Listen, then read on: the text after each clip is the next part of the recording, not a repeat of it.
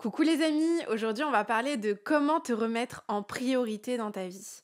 Comment te remettre au premier plan de ta vie quand tu as eu l'habitude de sans cesse mettre tout le monde avant toi-même.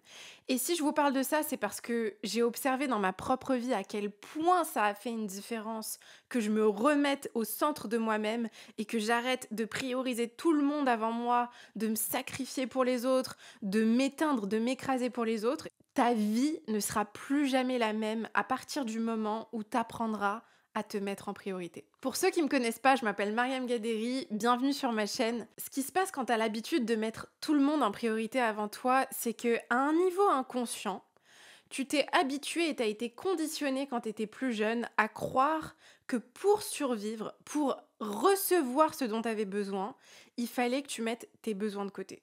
Donc moi, c'est ce qui s'est passé pour moi. J'ai été élevée dans un foyer où il y a eu beaucoup d'amour, mais où il y a eu aussi beaucoup de chaos, beaucoup de crises, beaucoup de disputes très violentes entre mes parents.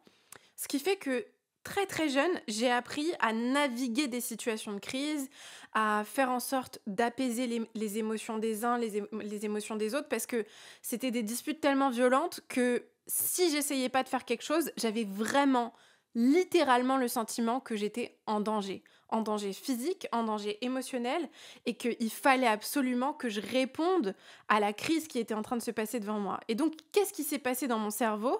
À un niveau inconscient, j'ai compris que, attends, il faut que moi je mette mes besoins de côté, mes émotions de côté, mes ressentis, ma vérité à moi. Je ne pouvais pas l'exprimer quand j'étais enfant. Et c'est pas parce que mes parents ne voulaient pas que je l'exprime, et c'est pas parce qu'ils étaient des mauvaises personnes. Pas du tout. Ce que je suis en train de vous dire là, c'est pas du tout pour dire ah, c'est de leur faute, machin, pas du tout, parce que aujourd'hui, je suis très en paix avec ce que j'ai vécu. Mais c'est pour vous expliquer le mécanisme de la manière dont on va pouvoir apprendre à mettre nos besoins et nos ressentis de côté. Et donc, petit à petit, j'ai commencé à vraiment m'habituer à ne même plus avoir confiance en mes propres ressentis parce que quand tu passes autant de temps, et peut-être que tu te retrouves dans ce que je dis, quand tu passes autant de temps, d'une manière ou d'une autre, à mettre tes besoins, à mettre tes ressentis de côté, à ne pas te connecter à ta propre vérité parce que tu n'as pas l'espace pour pouvoir l'exprimer et pour pouvoir l'honorer, ce qui va se passer, c'est que petit à petit, tu vas même plus réellement savoir qu'est-ce qui est vrai pour toi, qu'est-ce qui est juste pour toi, parce que tu as été tellement longtemps déconnecté de ça que à partir du moment où tu essayes à nouveau de savoir, attends, est-ce que ça c'est juste pour moi? Est-ce que ça c'est correct pour moi? Est-ce que je suis vraiment OK avec ce qui est en train de se passer? Il y a une voix dans ta tête qui vient et qui te dit, mais attends, mais pourquoi tu dis ça? Non, mais ça c'est dans ta tête, c'est pas important. Et qui remet en question ta vérité et ta justesse à toi parce que c'est ce que tu t'es habitué à faire pour survivre. Donc, si quand tu étais enfant ou quand tu étais plus jeune, ou peut-être dans une relation, tu t'es habitué à mettre ta vérité de côté et tes ressentis de côté pour survivre, pour faire vivre une relation, ce qui a été mon cas, puisque avec ma famille, c'est ce qui s'est passé, bah, en fait, à un moment donné, quand tu essayes de revenir à toi-même, de te reconnecter à tes besoins, à tes émotions, à ce qui est juste ou non pour toi, t'as comme c'est comme si limite t'étais un peu schizophrène et tu sais pas ce qui se passe, mais tu doutes constamment de ta vérité. Et moi, c'est ce qui s'est passé. Moi, je doutais constamment, chroniquement, de ma vérité, de mes ressentis. Quand il se passait quelque chose dans une relation, que ce soit dans ma famille, avec mes amis, avec un ex, j'étais totalement dans le doute. Est-ce que j'ai raison? Est-ce que c'est vraiment juste ce que je ressens? Est-ce que j'ai le droit de le ressentir? Est-ce que je prends pas trop de place en ressentant ce truc-là et en l'exprimant à l'autre? Et donc, c'est très souvent le mécanisme qui va se passer quand tu as l'habitude de mettre les autres en priorité, c'est parce que à un certain niveau, tu as compris quand tu étais plus jeune, tu as une association qui s'est faite dans ton inconscient de mes émotions, mes ressentis, ma vérité sont dérangeantes à ma survie. Donc, puisque ça va déranger les autres, je vais les garder, je vais les réprimer, je vais les écraser, je vais les éteindre, jusqu'à ce que tu arrives à un stade où tu sais même plus ce qui est vrai, ce qui est juste pour toi.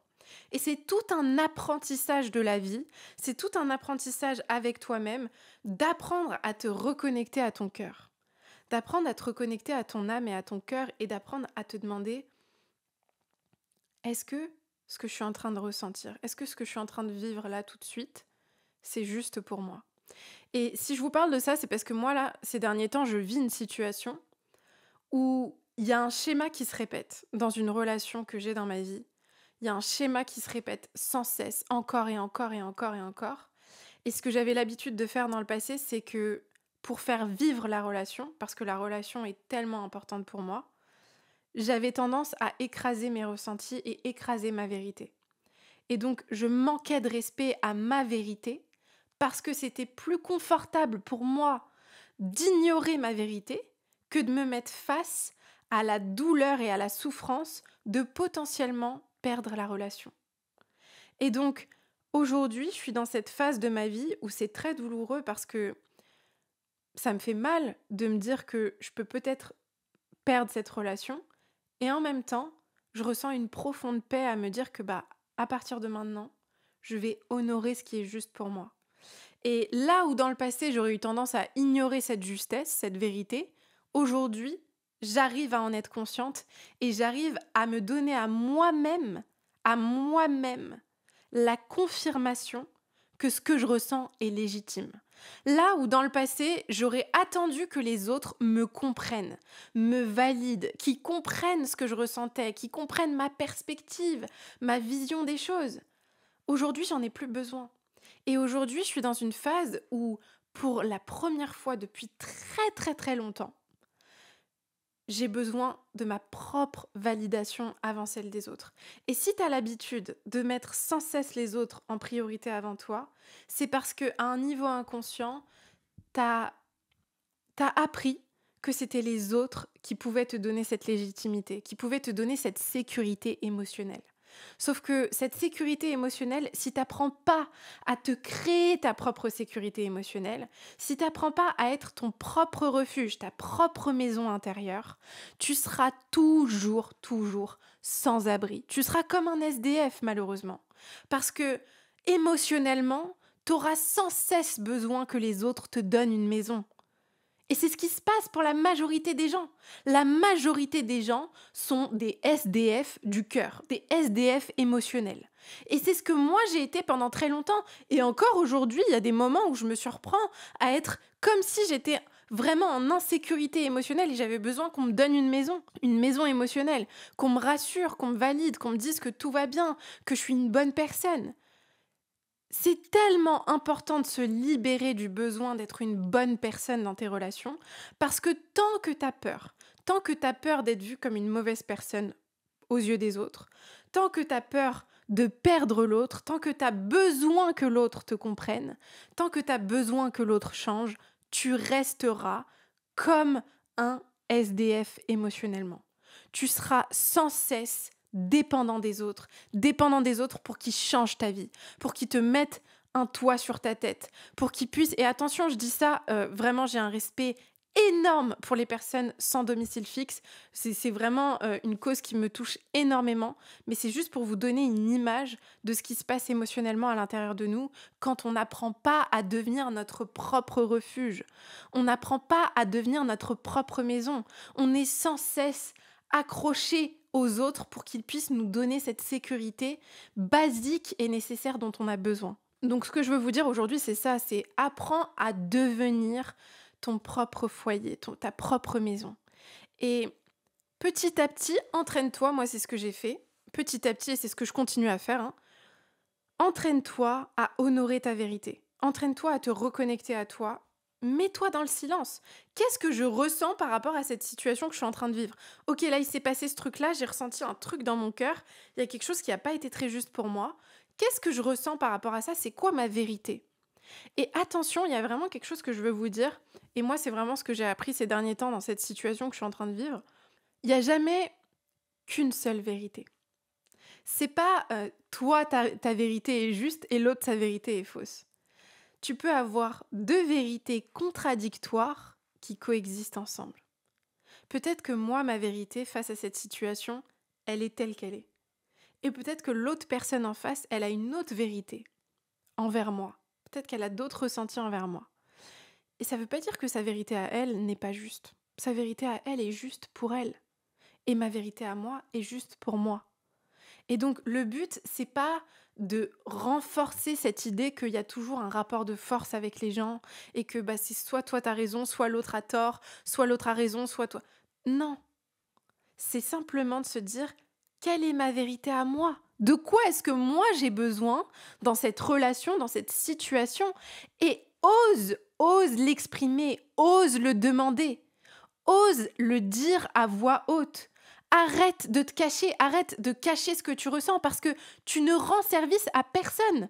Tu rends service à personne quand tu réprimes et quand tu écrases ce dont tu as besoin. Tout ce qui va se passer, c'est que tu vas vivre des relations inauthentiques. Tu vas vivre des relations fausses qui vont te donner un faux sentiment illusoire d'être à la maison, d'être en sécurité émotionnellement, sauf que ce ne sera pas une réelle sécurité parce qu'elle sera basée sur un mensonge. Et moi, c'est ce qui s'est passé pour moi dans tellement de relations. Et c'est vraiment ce que je veux vous dire parce que je me dis qu'il y a forcément une personne qui m'écoute là, qui est peut-être comme moi, qui a peut-être traversé des choses similaires et qui en a marre, peut-être que tu en as marre de sans cesse écraser, éteindre ta vérité au profit de relations qui ne sont même pas réellement authentiques pour toi. Et je vais aussi finir ce podcast en te rappelant une chose importante, c'est que si tu perds quelqu'un parce que tu lui exprimes honnêtement, ouvertement et sincèrement ce dont tu as besoin et ce qui est juste pour toi, demande-toi si tu as perdu une relation ou si tu as perdu quelqu'un qui bénéficiait de ton manque de capacité à exprimer ta vérité. Parce que très souvent, ce qui va se passer, c'est que les gens vont s'habituer à ce que tu sacrifies ce qui est juste pour toi au profit de ce dont eux, ils ont besoin. Et quand tu vas commencer à honorer ta vérité, ça va pas forcément les arranger. À méditer, j'espère que ce podcast t'a plu et qu'il t'a apporté des clés. En tout cas, moi, j'ai adoré le faire. Et comme d'habitude, si le podcast t'a inspiré, s'il t'a parlé, la seule faveur que je te demande, c'est de t'abonner, de laisser un petit commentaire. Ça compte énormément pour moi. Et comme d'habitude, je t'envoie énormément d'amour.